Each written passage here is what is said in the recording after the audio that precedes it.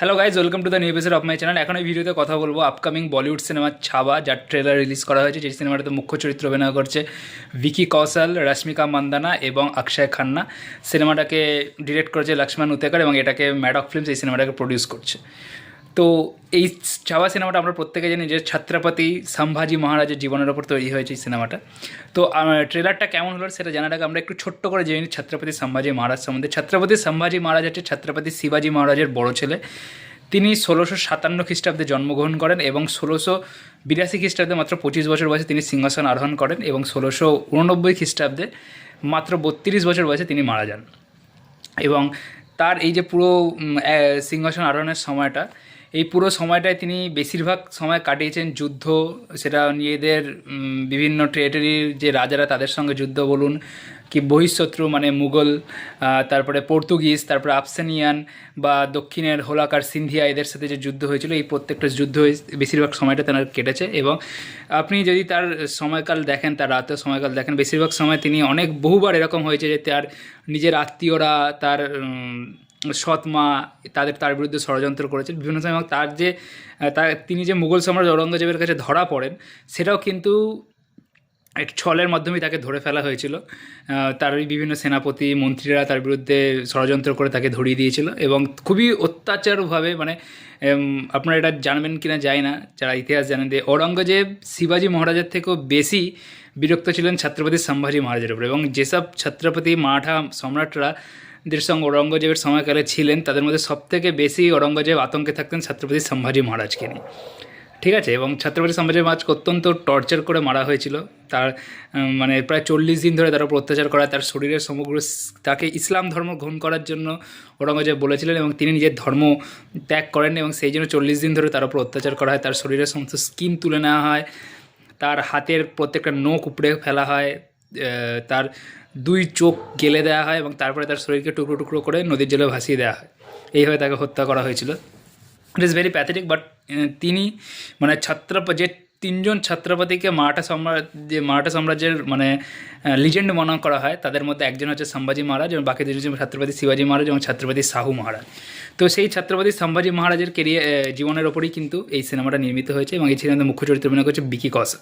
তো ট্রেলারটা কেমন লাগলো? ট্রেলারটা আমার কিন্তু বেশ ভালো লেগেছে, মানে দারুণ একটা এনগেজিং ট্রেলার হয়েছে। ট্রেলারটা ৩ মিনিট হওয়া সত্ত্বেও কিন্তু ট্রেলারটা দেখতে ভালো লাগছে।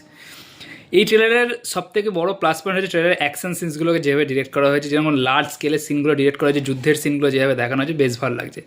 ডায়লগ খুব ভালো ওয়ার্ক করেছে। ওই যে ফার্স্টে একটা যে ডায়লগ দিয়ে ট্রেলারটা শুরু হচ্ছে, মানে ফার্স্টে যেটা দিয়ে শুরু হচ্ছে সেটা নয়, যে একটা ডায়লগ আছে যে শের মার গিয়া লেকিন ছাওয়া আভি জঙ্গল মে ঘুম রা হ্যায়, এই ডায়লগটা আমার কিন্তু দারুণ লেগেছে।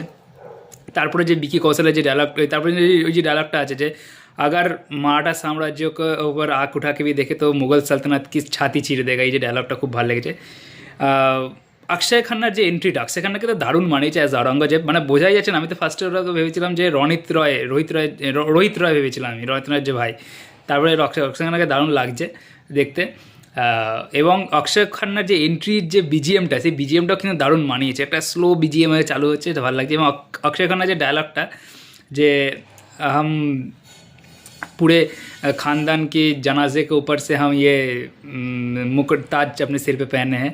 আর তারপরে যে ডায়লগটা, যে যা যা ভাওয়া দেখে, মানে অরেঞ্জ রং, ভাওয়াকে বলে অরেঞ্জ রং, ভাওয়া দেখে লাল কার দো। তারপরেই যে সিনগুলো রয়েছে, যে একটা গাছের মধ্যে সব লোককে ঝুলিয়ে দেওয়া হয়েছে, যদি ওই সিনটা আমি প্রবাবলি হলিউডের কোনো একটা সিনেমার থেকে নকল করা হয়েছে, আমার ঠিক মনে নেই। প্রবাবলি 300 সিনেমাতে ওরকম একটা সিন ছিল যে মেরে গাছের মধ্যে ঝুলিয়ে দেওয়া হয়েছিল।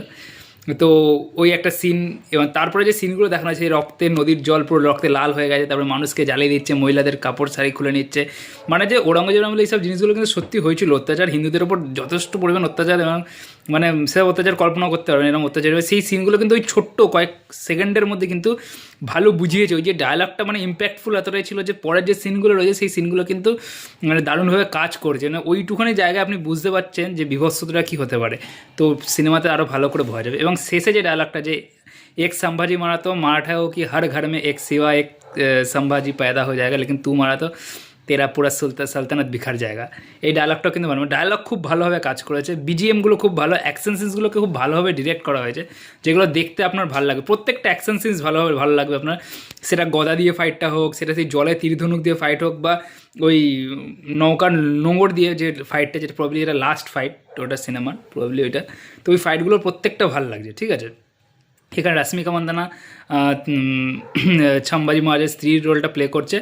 এখানে তার বেশি কিছু মানে ট্রেলারে বেশি কিছু বোঝা যাচ্ছে না। এবার দেখা যাক যে দেখেন এই টাইপের সিনেমার নায়িকাদের খুব একটা মানে কিছু করার থাকে না। সেটা আপনার তানাজিতে কাজলের রোলও দেখেছি, বা ওই যে একটা সিনেমা হয়েছিল পানিপত বলে, সেখানে কীর্তি সেনানের রোল ছিল। এইসব সিনেমা তাদের খুব একটা কিছু করার থাকে না, ঠিক আছে, সাপোর্টিং এসে থাকে।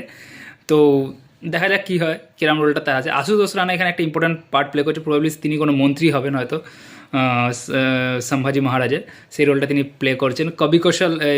কবি কৈলাসের যে রোলটা আছে সেই রোলটা একজন প্লে করছে, আমি তার নামটা ঠিক জানি না এই মুহূর্তে। ওভারঅল কিন্তু এই পুরো ট্রেলারটা ভালো লাগছে। ট্রেলারের যে কালারের কাজ আছে সেটা কিন্তু ভালো লাগছে। একটা সিন আছে দেখবেন যেখানে আওরঙ্গজেব দাঁড়িয়েছে, পেছনে সমস্ত বাড়িগুলো পুড়ে যাচ্ছে, এবং ওই পার্টিকুলার ওই সিনে যে ঔরঙ্গজেবের যে ডায়লগগুলো আসছে এবং পেছনে যে বিজিএম বাজছে, সিনটায় কিন্তু আমি সেই জন্যই বললাম যে ওই যে তারপরেই যে বিভৎসতাগুলো দেখাচ্ছে, মানে সিনগুলোকে দারুণ ইম্প্যাক্ট, মানে ওই পুরো জায়গাটা ট্রেলারে কিন্তু দারুণ একটা প্লাস পয়েন্ট। ওই ঔরঙ্গজেবের যে সিনগুলো দেখাচ্ছে এবং ওই তারপরে যে সিনগুলো আছে, ভালো প্লাস পয়েন্ট। এবং ভিকি কৌশলের পার্সোনাল পারফরমেন্স আমার ভালো লেগেছে। কিছু কিছু জায়গা বেশ ভালো লাগছে, যেখানে তিনি ওই যে জয় ভবানী হারা হারা মহাদেব যে ডায়লগটা বলছে, ওটাও কিন্তু বেশ ভালো লাগে। তার প্রেজেন্স কিন্তু বেশ ভালো, অ্যাকশনগুলো বেশ ভালো, ওভারঅল ট্রেলারটা কিন্তু বেশ ভালো লেগেছে। এবার যদি একটা নেগেটিভ পয়েন্ট আমার বলতে বলেন, দেখুন আমরা এই টাইপের সিনেমা যেখানে একজন হিরোকে রিপ্রেজেন্ট করে, সত্যি বলতে সম্ভাজি মহারাজ মাঠ ইন্ডাস্ট্রি বলতে গেলে একজন হিরো, ঠিক আছে। তো বা হিন্দুস্তানেরও আমরা তাকে দেখে অনেক সময় ইন্সপিরেশন পাই, পুরো আপামর ভারতবাসীরা।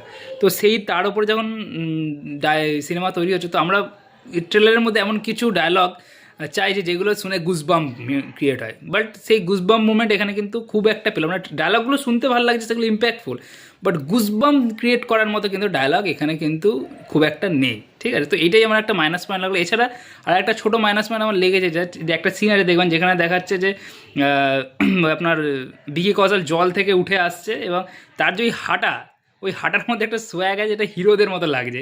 মানে এখানে যে সম্ভাজি মহারাজ হিরোদের মতো হেঁটে আসবে না, তো ওই একটা জিনিস আমার একটুখানি খটকা লাগলো। তো দেখা যাক যে যখন সিনেমাটা আসবে সেটা আরও বেটার বোঝা যাবে। তো ওভারঅল আমার এই ট্রেলারটা কিন্তু দারুণ লাগলো। তো দেখা যাক কী হয়, সিনেমাটা যখন রিলিজ করবে তো দেখা যাক কী হয়।